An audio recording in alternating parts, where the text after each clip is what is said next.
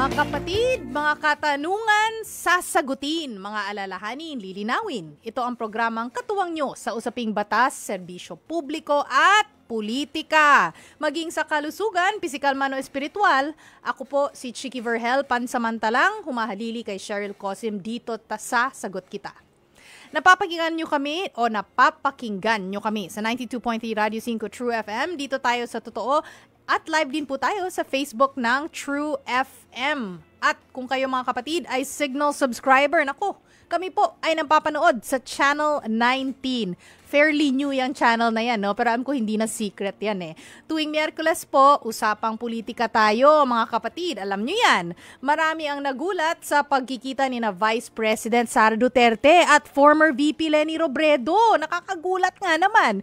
Kilalang kalaban sa politika ng mga Duterte, si Robredo. Kung naalala nyo, di ba, nung administrasyong Duterte, VP si Leni Robredo noon, parang outcast siya noon, di ba, ng admin Duterte. Kaya naman marami ang tumaas ang kilay at napaisip kung ano ang motibo sa kanilang pagkikita. Nangyari rin kasi ito sa gitna ng lamat sa Uniteam o yung samahang PBBM o Pangulong Bongbong Marcos tsaka VP Sara, 'di ba? Yung Uniteam na ngayon ay wala na o mukhang wala na talaga. At ang iba't ibang issue kinakaharap ngayon ng kasalukuyang vice-presidente. So all of this happened in the midst nitong mga pangyayaring ito. Posible bang paghahanda ito para sa mga nalalapit na eleksyon? Yan ang ating pag-uusapan ngayong araw kasama ang ating panauhin. Tutok na dahil sagot ko kayo sa Usaping Politika. At ang ating question of the day para sa iyo. Posible ba ang Duterte-Robredo Alliance? Duterte-Robredo Alliance. Kung may gusto kayong i-share, mag-comment lang sa ating live stream. Kung may nais itanong, tumawag sa ating tanungan hotlines. Ito na po ang mga numero. 8631-5788 or 8631-6674. At dahil Burr months na mga kapatid, may maaga kaming pamasko sa inyo. Mananalo ng 500 pesos ang may pinakamaganda at malaman na komento. O galingan nyo ha, pinakamaganda at malaman na komento. Sagutin ang question of the day at i-share ang ating live stream. Take note lang po, dapat naka-public ang inyong pag-share doon po sa Facebook. Okay, simulan na natin ang talakayan mga kapatid. Live dito sa studio, nakikita ko nga si Professor Dennis Coronacion nandito na po sa aking tabi. Siya po ang chairman ng Political Science Department ng University of Santo Tomas o UST. Uste, magandang hapon, Prof. Magandang hapon po, Ma'am Chicky. Magandang hapon din sa inyong mga taga-subaybay. Okay, the obvious question muna. Ano yung reaction mo nung nalaman mong nagkita ang dalawang to? Si VP Sara at si dating Vice-Presidente, Leni Robredo. Well, kagaya rin ho ng yung reaction ng ibang tao, no? Nagulat rin ako. Kasi very unlikely, sinabi nyo nga kanina, doon sa intro ninyo na may nakaraan. May nakaraan sila sa politika. Nung naninilbihan pa bilang pangulo, yung tatay ni Vice President Sara Duterte, ay kaalitan niya yung kanyang vice-presidente noon na si Leni Robredo. Oo, in fact, Prof, naalala ko, sinabi ni at least once, sinabi ni dating or ngayong VP Sara Duterte, fake o peking vice-presidente si Leni Robredo. So galing tayo sa ganong history nitong dalawang to. So kaya nakakagulat talaga. Pero may iba na nagtatanong, nakakagulat nga ba? Politika yan eh. Parang ganun eh, no? Mga jaded na eh. Yeah, tama kayo dyan. Kasi lalo na sa politika ng bansa natin, sabi nga, anything is possible. Kahit pa may mga kanya-kanyang kulay yan sa politika, may mga kanya-kanyang kampo, magugulat ka someday, nag-uusap sila, no? Sa kasabihan sa English, yung politics makes strange bedfellows. Ano pong ibig sabihin yan, Prof? Interesting yan. Ano yun? Politics makes strange bedfellows. Tama ho kayo dyan. Ibig sabihin, kagaya ng nangyayari ngayon, nakikita natin, posible na yung dating magkaaway sa politika ay pwede maging magkakampi. Actually, marami tayong kasabihan tungkol dyan. Oo. Ano yan? Ano ibig sabihin yan? Parang balimbing? Pwede maging balimbing? Well, tingin ko ano rin yan in accordance din yan sa isa pang kasabihan sa politika na in politics, there are no permanent friends. Well, yes. Yeah, Very fluid, no? Yeah, only interests are permanent. Oo. So, do you believe or is it possible? Hindi, ganito na lang. Do you believe na wala talagang kulay ang kanilang meeting? Kasi actually, ang sinasabi niya, dating VP Lenny, ay personal lang naman ang pinag-usapan nila. But you have to understand, mga kapatid, isang oras sila nag-meeting doon sa bahay ni dating Vice Presidente Lenny Robredo. Pero sabi ni dating Vice Presidente Lenny na wala namang kulay, walang colors kasi pista po 'yun di ba? Peña Francia. So pag pumunta po kayo doon, political rival man o kakampi, pero yung pinunta nyo kasi piyesta nga ng Peña Francia, walang kulay-kulay, lahat tinatanggap. Tama kayo. Isa yan sa mga nagbibigay pa ng konteksto doon sa pagbisita. Bukod doon sa political history nila, yung nakaraan nila. Yes. Ito pa isa pa tong konteksto. Yun ay isang religious event. So, kaya yung pagtanggi nila na walang kinalaman sa eleksyon, walang kinalaman sa politika, maaring may punto. Oo, kahit sila ay mga political leaders, pag dininay nila, kasi ang pinunta ko lang naman ay yung kapistahan. Oo. Nung Peña Francia.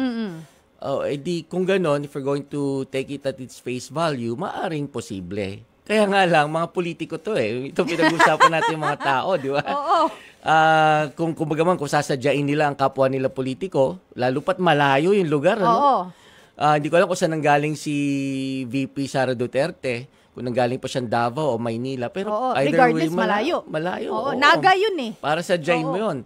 Tapos, malapit na yung eleksyon. Usually, kapag ganitong malapit na ang eleksyon, uso yung mga bisita. Yes. Bisita sa mga iba-ibang mga local politicians or national politicians. So, kung babalansin mo yung dalawa, religious event, tapos political motive ba, tingin ko mas matimbang yung political motive Pero, dahil po, teka lang, before you sige. move on, kasi maganda yung sinabi mo na juicy yun ano yun, mas matimbang ang politika dun sa religious na pakay. Dahil po, number one, mga politiko sila. Pangalawa, malapit na ang halalan, yung 2025 midterm elections. Oo. So, makikita nyo busy na. Yung mga makikita nyo yung mga nais tumakbo o kaya may interest, may stake doon sa darating na 2025 elections. Kasi si VP Sara Duterte, hindi naman yan tatakbo unless talagang gugulatin tayo na sasabihin niya, tatakbo siya bilang senadora. Pero tingin ko hindi. Malabo. Sa 2028 pa siguro kung sakali although hindi pa tayo sigurado. So, lahat ng mga nagpapahiwatig na natatakbo sila sa 2025, nag-iikot na yan. At bukod nga kay VP Sara Duterte, mayroon pang bisita na dalawa pa. Si Abalos. That's right. Alam naman natin na pwede tumakbo kasi nasa survey sila Interior Secretary Abalos. Oo, nandun din.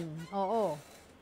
So, Prof, ang sinabi po ninyo kanina, usually ang nag-iikot, yun yung may balak na tumakbo. So we're talking about, ang pinakamalapit ngayon ay yung midterm elections. Of course, 2028 nariyan din yan, Tanaw din natin yun. Siyempre, yung pinaka, kumbaga, yun yung peak di ba? Yun.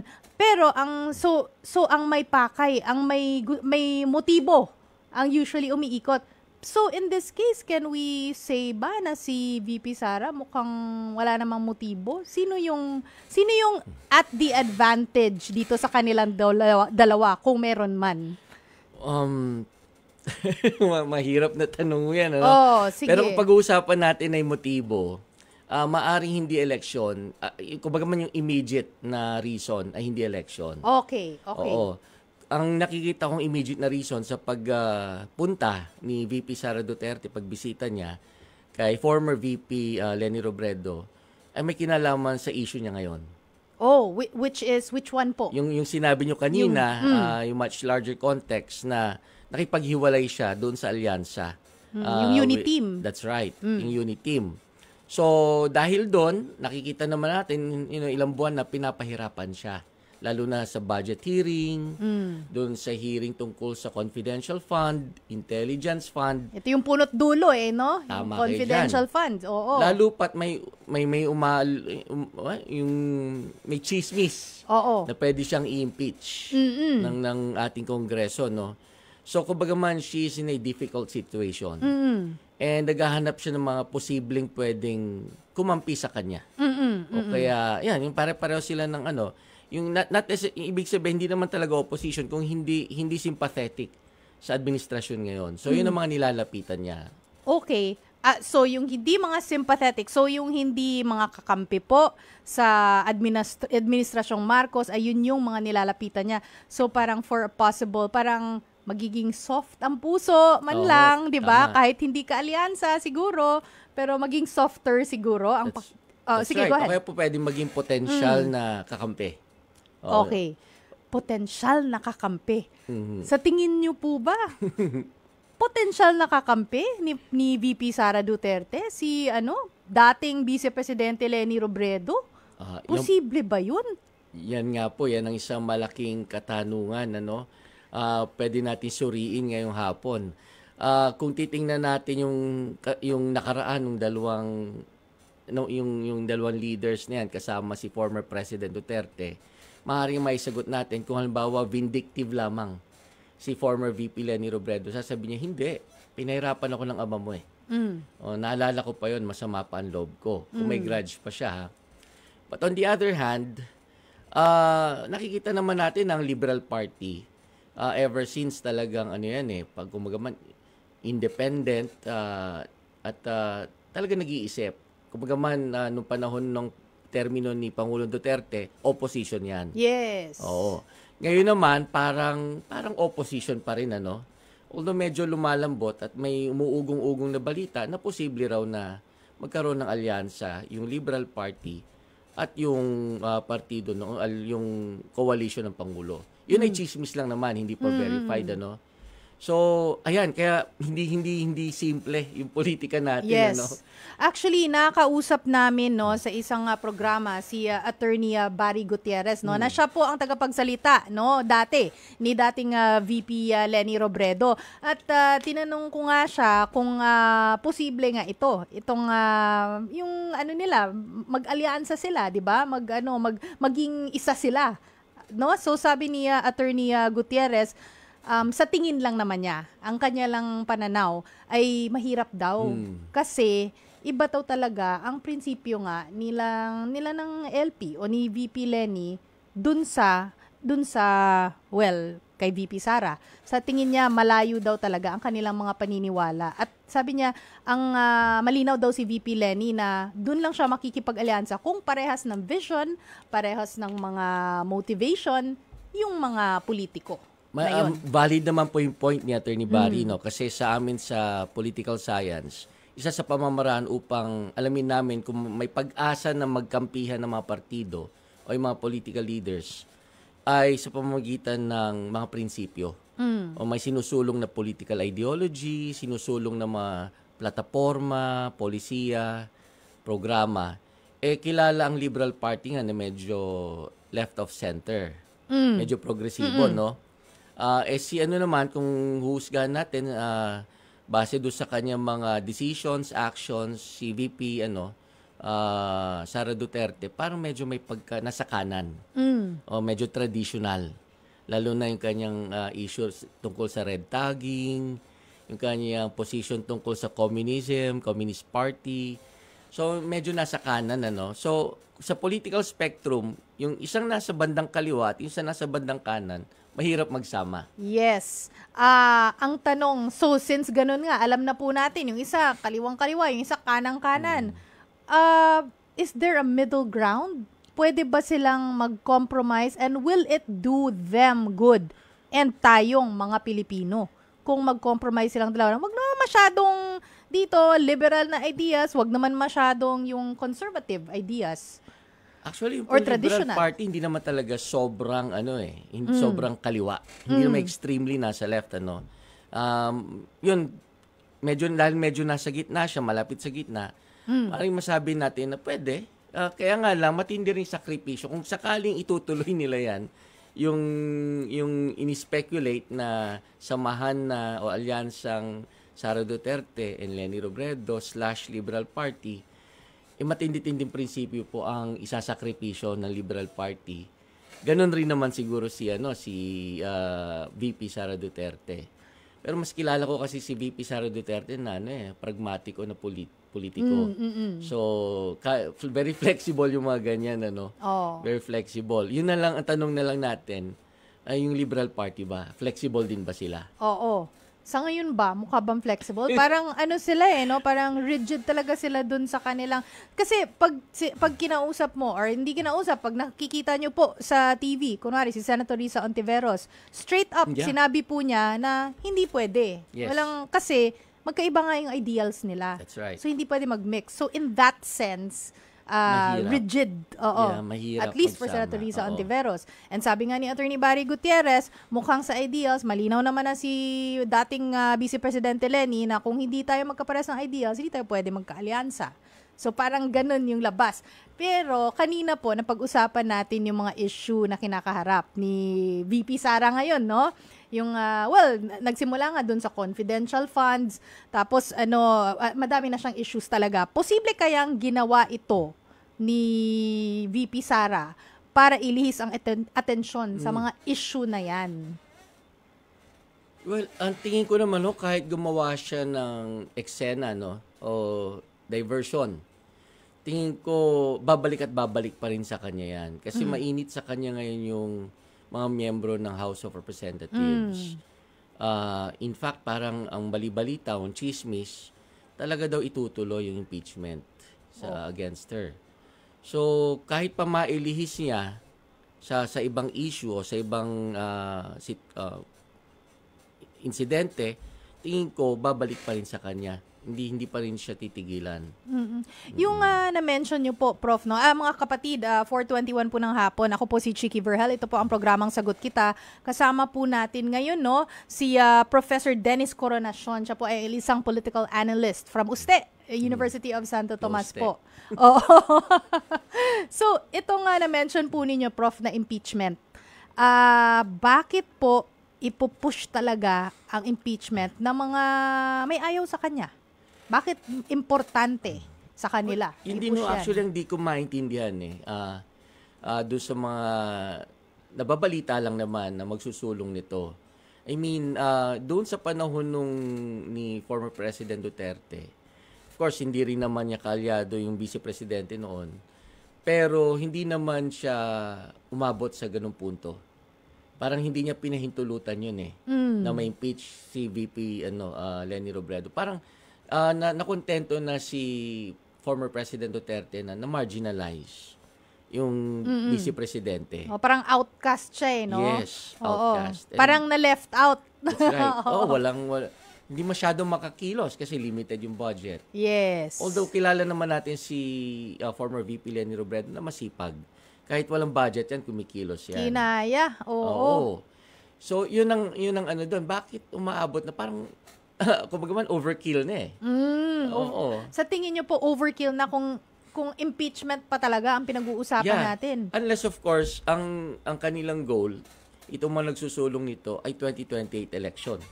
Diba? Na talagang kinakailangan hindi na gumagalaw para mapatay na natin yung possibility na tumakbo sa 2028 elections. So sa ngayon po, sa tingin po talaga ninyo, very big threat po talaga si VP Sara kung sakaling tatakbo sa 2028 elections. Na lang kahit pa i-deny niya, hindi ako tatakbo. In fact, sinabi niya yun Pero by virtue of her being the Vice President, di ba?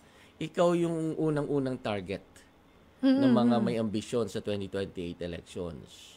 Oo. Alam ko medyo napunta tayo dun sa impeachment kasi na-mention ni Prof, and very important din naman na maintindihan nila kung bakit kailangang i-push ng mga gustong mawala na talaga siya sa picture, itong impeachment, Pero Prof, ano ang posibleng impact ng optics na ito, sa lagay ng politika sa bansa at sa mga paparating na eleksyon? Well, yung mga nangyayari ngayon. Oo. Unang-una nakikita natin that that our Congress, yung dalawang chambers natin, no, the Senate and the House of Representatives, is very powerful. Yung Kongreso natin, kaya nilang ipakulong ang isang witness o kung naman tawag doon, resource person, dahil sa contempt. Diba? Kung halimbawa nakikita nila nagsisinungaling, o kaya ayaw magsalita, diba? Pinapa-contempt. So, nung una okay yun because talaga naman nakikita natin na may mga nadidiscover tayo na hindi alam ng publiko na may mga ganito palang pangyayari tulad ng Pogo. Even sa Pogo, surface level pa lang yun, yung operations nila may mga nasasaktan, may human trafficking. So, in-expose nila sa publiko, which is very good. Of course, this is all done in aid of legislation. Pero sa ngayon kasi, yung mga follow-up nila, parang nakikita na natin kung gaano sila kapangyarihan. Oo, ang sabi nga nung iba sa comments sa social media, parang power tripping na. Kasi hindi na na-achieve yung gustong ma-achieve talaga. Parang nag-gain na lang ng media mileage. At saka, yun nga, media mileage exposure. Ganyan. O kaya pwede rin namang political persecution sa mga kalaban ng kasalukuyang administrasyon. So nakita natin, part ng optics yan. So si VP naman, Sara Duterte, nakita ng iba na ang tingin nila, ang perception ng publiko is that by resisting doon sa mga hearings na yan, parang siya ay bratinela. Oo, nagamit nga yung term na yun. Oo. Actually, by Representative Franz Castro. Sinabi niya, bratinela. That's right. Pero kumalat na sa social media. Oo. So, yun ang dapat siguro niyang ayusin. May mga nagsasabi rin na kaya daw siya bumisita sa Naga para i-soften yung kanyang pagiging bratinela na image. So, kasi parang siya yung nag-reach out. Parang gano'n, Oo. So, yun, lahat ito parte ng ng optics, yung mga nakikita nating images base sa mga pangyayari. Oo. Yung pagbisita ni VP Sara dun sa Naga kay VP or dating VP Leni Robredo ay na-mention nyo kanina, kasama si Interior Secretary Abalos and kasama rin syempre si Senator Bong Revilla, 'di ba? So, nagpupuntahan sila doon. Can we read it na may hatak pa talaga itong si dating VP Leni Robredo? Opo, kung di ako nagkakamali, nung nakaraang tumakbo siya noong 2022 election, parang panalo siya doon sa lugar na yun sa Naga. At baka buong Bicol region pa nga. So, masasabi natin na ito ay kanyang baluarte or bailiwick. So, kapag ikaw ay may baluarte, talaga namang bibisitahin ka ng mga tumatakbo sa national positions. Oo, dadalawin ka, makikisuyo sa'yo. Ano po ang basa po ninyo dun? O nga pala, kasi nakalimutan natin yung isang detalye, no, na hindi lang nagpunta dun si VP Sara sa Naga, pero pumunta sa bahay ni dating VP Leni Robredo. Anong basa po ninyo dito sa parang going the extra mile? Pwede naman pumunta lang doon, makihalubilo sa mga Bicolano, go to church kasama ang mga Bicolano, makihalubilo sa mga ibang personalities doon, pero nagpunta sa bahay mismo ni dating VP Leni. I think ang part ng kanyang primary goal talaga ay makipagkita. Bukod sa pagbisita doon sa makihalubilo, makipiesta, siguro magbigay ng courtesy, makipagkita kay former VP Leni Robredo. Pero ang sabi ang balita, nung unang communication parang tinanggihan. Sorry, yung unang communication tinanggihan na pumunta sa bahay? Na magkita. Na magkita. Oo, okay. Yun ang nabasa ko Tapos nung inulit-ulit, parang pumayag na. Pumayag na si dating VP Leni, oo. Either tinanggihan or pinostpone o hindi nag-decide, tapos yung nag-follow up, pinayagan na. Okay. So, tingin ko doon, baka kumonsulta muna si former VP Leni Robredo sa kanyang mga advisors. Ano bang magiging optics nito? Oo. Ano bang magiging impact nito sa akin? Yes, oo. Oo nga naman. Yun ang tingin ko doon, yun ang basa ko. Tapos siguro, nung nabigyan na ng go signal, sige, pwede na tayo mag-meet. So, sa was bahay. was it a good impression na binigay nilang dalawa? Kasi si VP Sara sabi mo, well, to soften kung ano man yung mga galit o tingin na negatibo sa kanya, to soften that. Yun yung pwedeng magandang mangyari doon sa meeting nila. Si VP Lenny, would it give a good or did it give a good impression? Well, of course, Nakipagkita? yes. Oo, kasi alam mo naman natin na nag-suffer siya during the presidency of itong father ni VP Sara Duterte. So, despite that, kahit nag-suffer siya doon, na marginalize siya, na outcast siya, tinanggap niya pa rin bilang isang tao. Si VP Sara Duterte. So, maganda ring gesture yun, maganda rin ang magiging image niya doon. Oo, so for the two of them, mukhang thumbs up yung nangyari sa kanilang meeting, no? Yeah. Wala kayong nakitang negatibong pwedeng i-read into that situation or into that meeting. Wala naman, except kung halimbawa titingnan mo yung political implications, sasabihin mo na, speculate mo na magkakaroon ng alyansa, na sa tingin ko malabo. Magkaroon ng alyansa itong dalawang to. Although siguro, sinusubukan ni VP Sara Duterte. At the very least, siguro, yung pagbisita niya na yun, bukod sa kumustahan, siguro sinasabi niya, pasensya ka na yung nangyari sa'yo nung panahon ng aking tatay. Very possible. Posible rin yun. Oo. Very possible. Agree po ako doon talaga. O mga kapatid, 4:30 po ng hapon. Again, kasama po natin si Professor Dennis Coronacion, taga-UST siya, political analyst po. Mga kapatid, remind ko lang, kung kayo ay may mga opinion o komento, join na po sa ating discussion online, ha? Baka ikaw na ang magwagi ng maagang pamaskong 500 pesos. Pwede ring tumawag sa ating tanungan hotlines 8631-5788 or 8631-6674. Ulitin ko lang po, 8631-5788 or 8631-6674. Huwag po kayong bibitaw dahil magbabalik ang programang Sagot Kita. 4:33 po ng hapon, nagbabalik ang programang Sagot Kita kasama ang inyong lingkod, Chicky Verhel. Ang ating question of the day, mga kapatid, para sa iyo, posible ba ang Duterte-Robredo Alliance? At dahil months na, may maaga kaming pamasko sa inyo. Mananalo ng 500 pesos ang may pinakamaganda at malaman na komento. Kaya work hard sa mga comments po ninyo. Sagutin po ang question of the day at i-share ang ating live stream. Pero take note lang po, mga kapatid, dapat nakapublic ang inyong pag-share dun po sa Facebook, ha?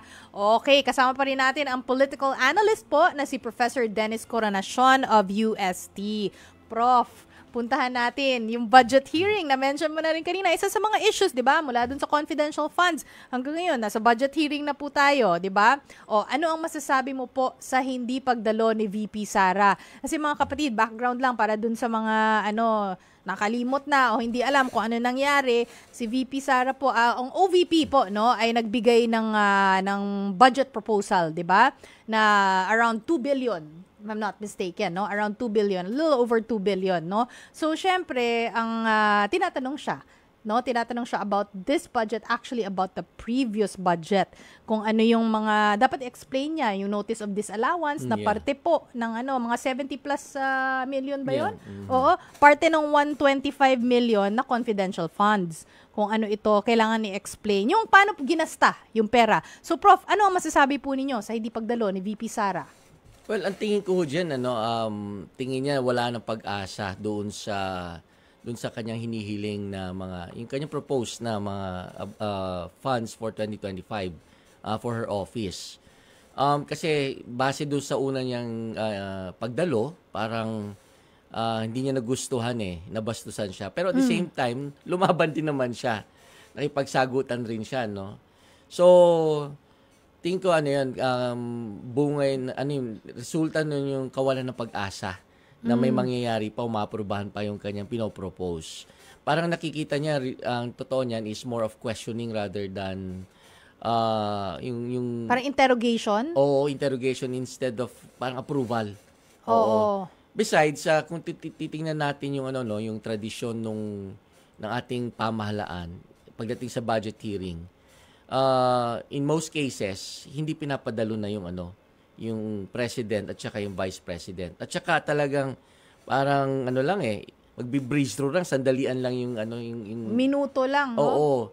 Ang tingin kong dahilan doon is not really to allow corruption in the government, but instead to paint a good picture, good image of two of our topmost political leaders as good leaders, hindi transparent and hindi corrupt. Tingin ko yun ang purpose doon sa tradition na yun. Kasi kung i-grill mo sila sa budget hearing, halimbawa kung sino may presidente natin, ang makikita ang optics is that, kaya mo ginigrill kasi, lalo pa kapag di niya maipaliwanag, halimbawa yung kahit ultimo, yung sentimo, yung kalit-liitan, pag di niya maipaliwanag, nahirapan magpaliwanag yung Pangulo o kaya yung Vice President, ang maisip ng mga tao, lalo pa kung televised, ay, corrupt. Oo. Diba? Humihingi pa lang naman nagpo-propose pa lang. So, isipin ng mga tao, corrupt pala to. So, ayun na nga, yung nangyari kay VP Sara Duterte, dahil may mga questionable sa kanyang expenses, ang naging image niya tuloy ay isa siyang corrupt na politiko. Oo, kasi actually merong mga nagsasabi no na bakit kine-question yung dati? Pinag-uusapan yung 2025 proposed budget. Bakit yung dati? Sa inyo po bang opinion o sa pagkakaalam ay okay lang naman talaga na questionin yung dati kasi ito yung parang precursor dun sa magiging budget niya, 'di ba? Parang kung ano yung pattern o yung trend na in-employ niya o style na in-employ niya pala dun sa past budget ay baka magki-carry over sa 2025 budget. Yep. Valid naman ho yan. Allowed naman yon na questionin mo yun kung paano yung pamamaraan ng pag-spend during the last budget year. So, kasama yung sa ide-depensa mo. Pero dapat talaga ang focus doon is yung budget proposal ng opisina mo. Bakit may ganitong item? Bakit sobrang mahal ito? Halimbawa, o bakit may nakalagay pa na ganito? Yun talaga dapat. Doon pala maubos ng oras mo eh. Pero napagdesisyon na ng mga members ng committee na yon na isama na rin yung nakaraan kasi siguro may nababalitaan nga sila na hindi maayos yung O kaya kung ito ay in aid of political persecution, makikita, hanapan mo talaga ng butas, Yun nga yung sinasabi, di ba, ni VP Sara, na inaatake siya in light of politics. Parang ganon. Prof, valid ba yung, so sa tingin niyo po ba, valid yung sinasabi ng ilang kaalyado ni Duterte na dapat i-approve na lang ang budget, no, bilang tradisyon or courtesy? Kasi sinabi nga po ninyo kanina, alam naman nating lahat, pag Pangulo o Vice Presidente, ay minuto lang usually ang tinatagal, aprobado na. Well, yan ho ni-raise the point ni Congressman Marcoleta na sabi niya, ilang taon na akong congressman, parang ngayon ko lang nakita na nilabag natin yung tradisyon. Diba?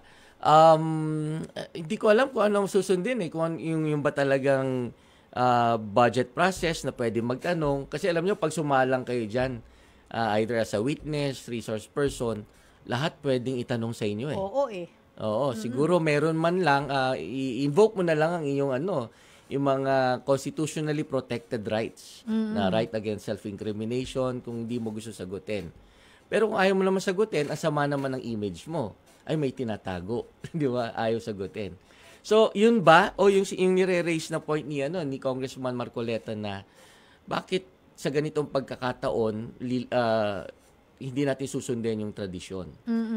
Parang gusto niyang tanungin, ano ba ang motibo ninyo at ayaw ninyong sundin? Kung pinalagpas niyo yung Pangulo, bakit din niyo palampasin yung Vice President? So, bakit niyo sinisingle out?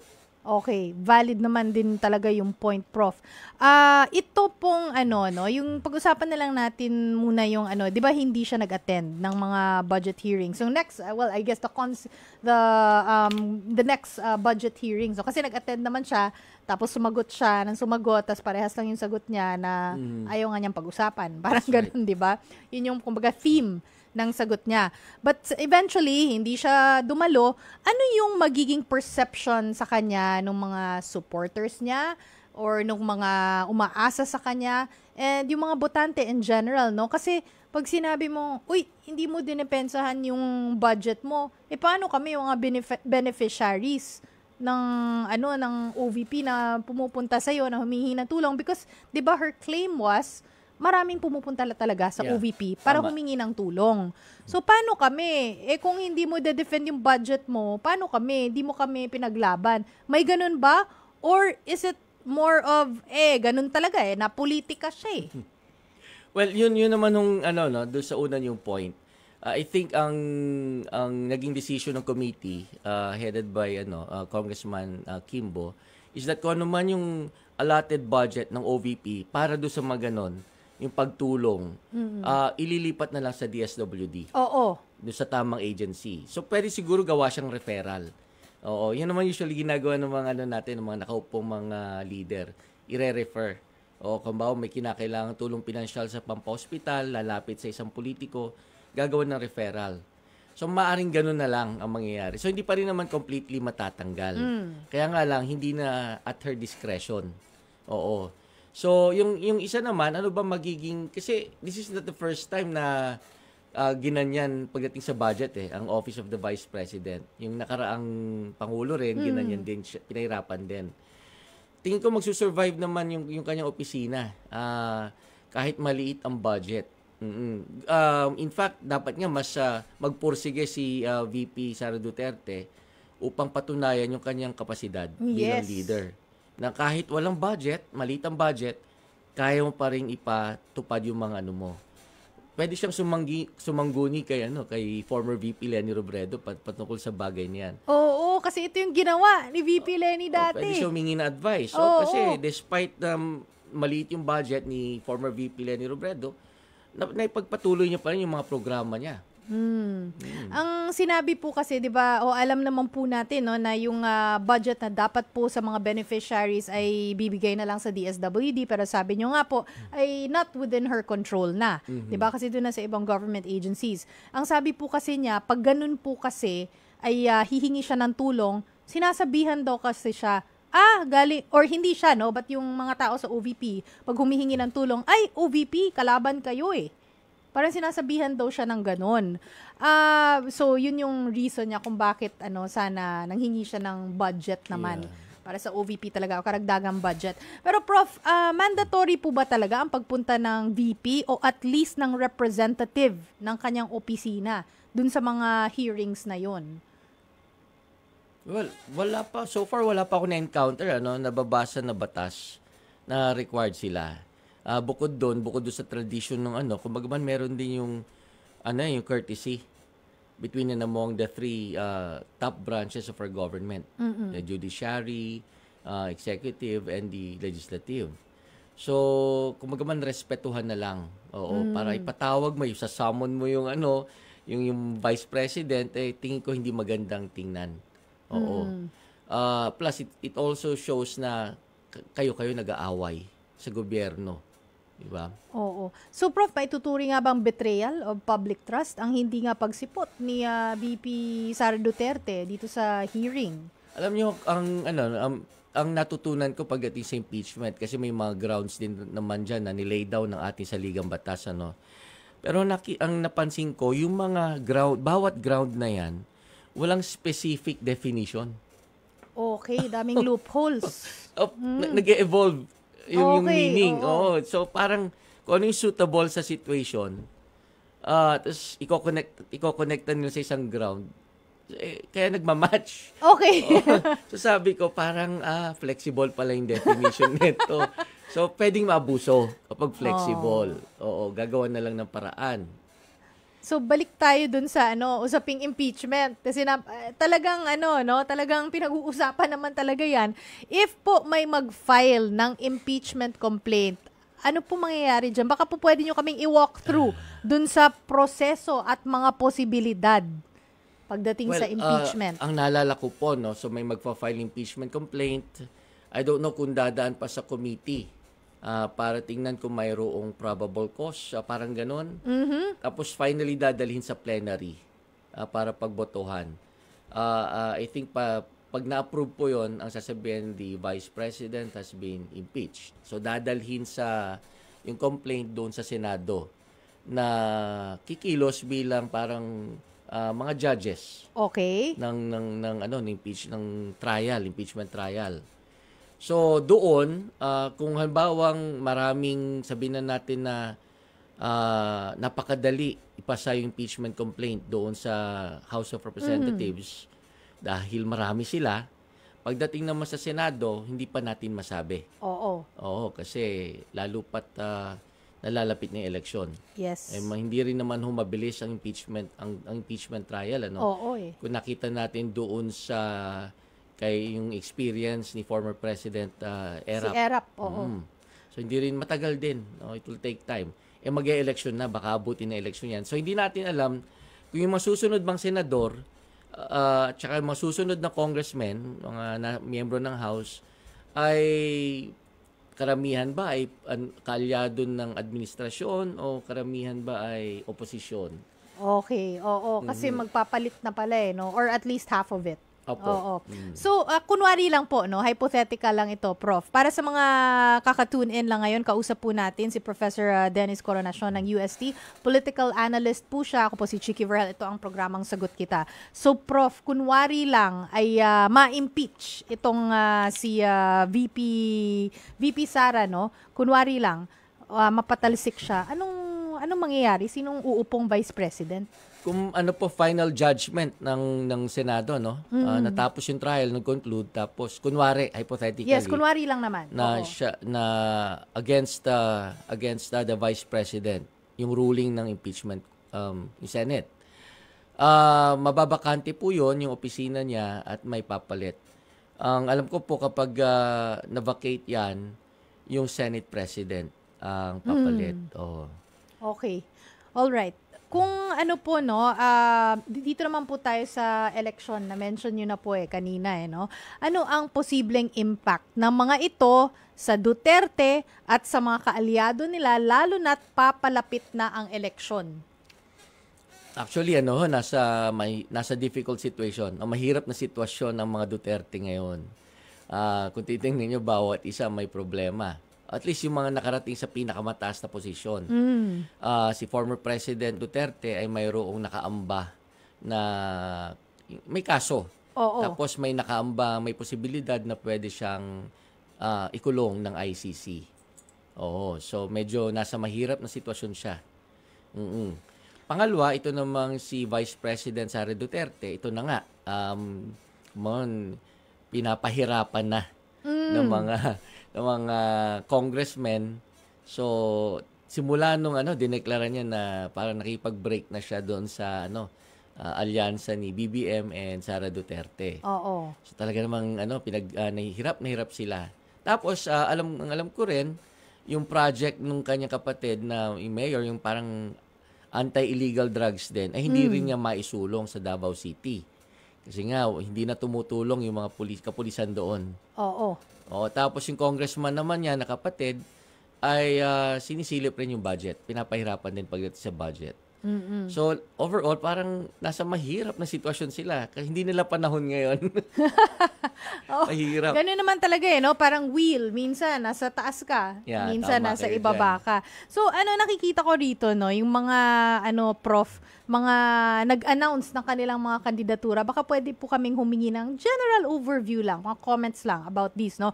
For example, yung Checky Bam, Shell Diokno, Kiko Pangilinan, and Bam Aquino ng LP. Checky Bam. Sige, dyan po muna.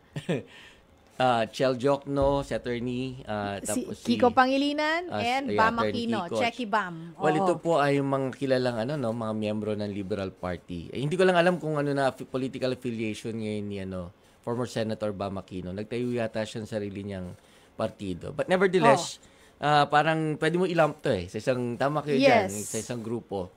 Mga reform-minded na mga political leaders, of course affiliated with the Liberal Party.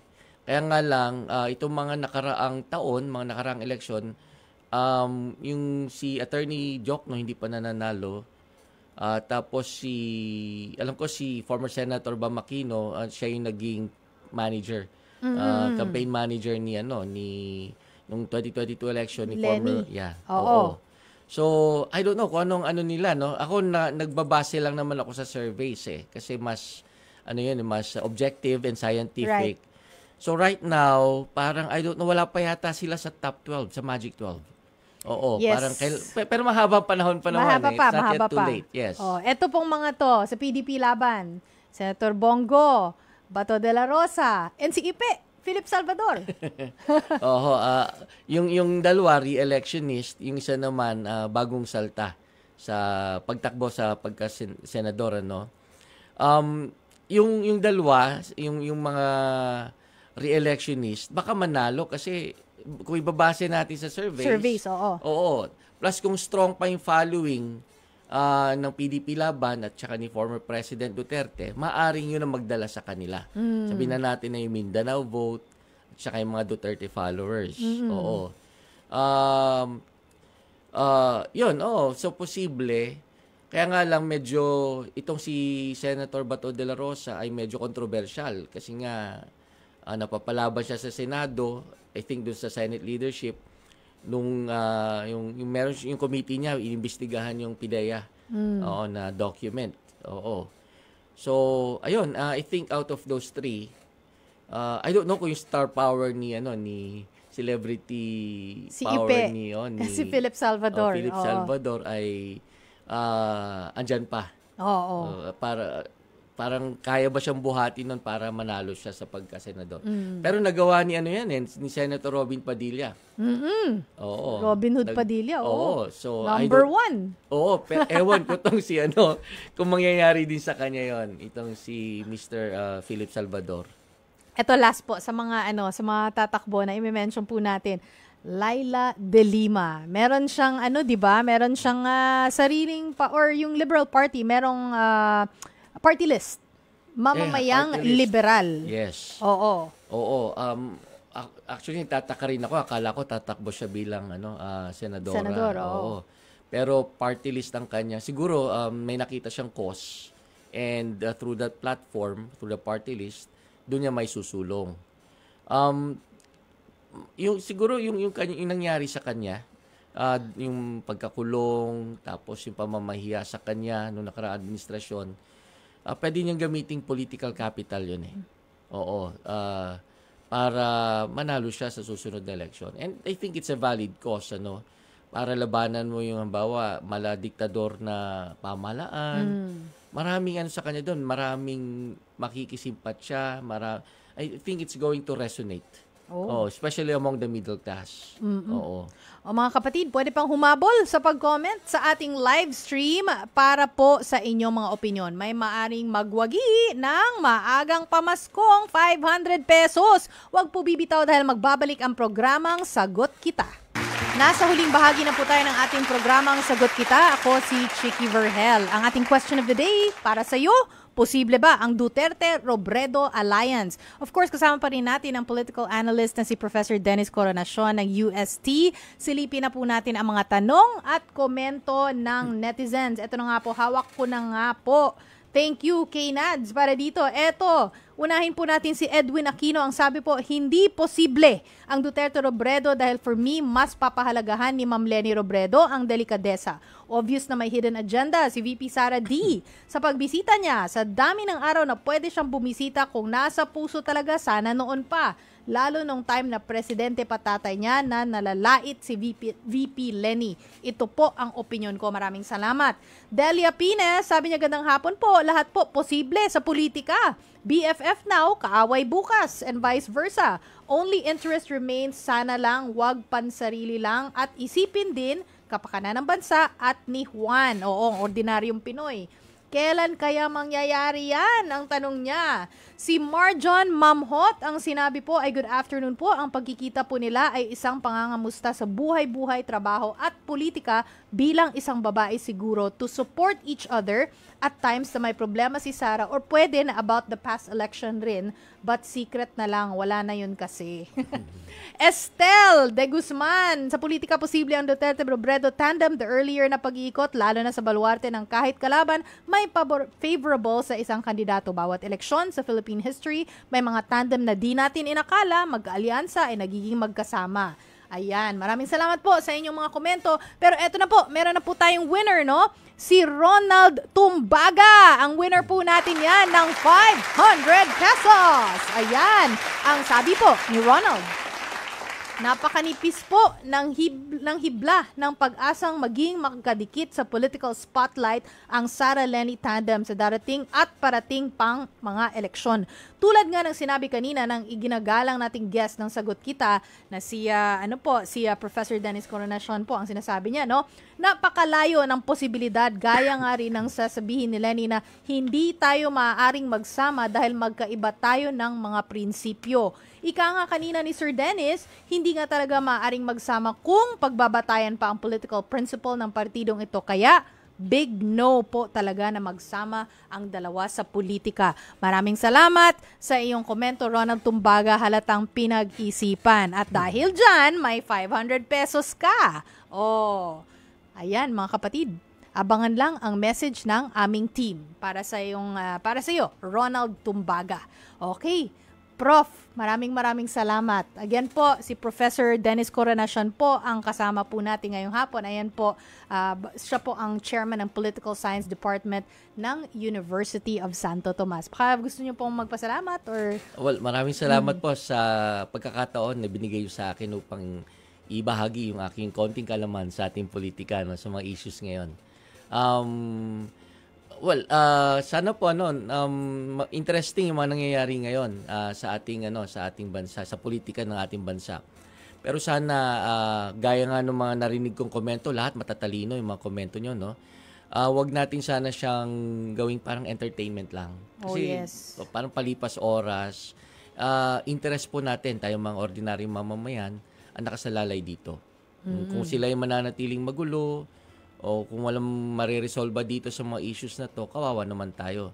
Kasi halimbawa na lang doon sa mga congressional hearings, lumalabas pala na may mga kasabwat. Yung mga nagpapatakbo ng pogo galing mismo sa pamahalaan natin.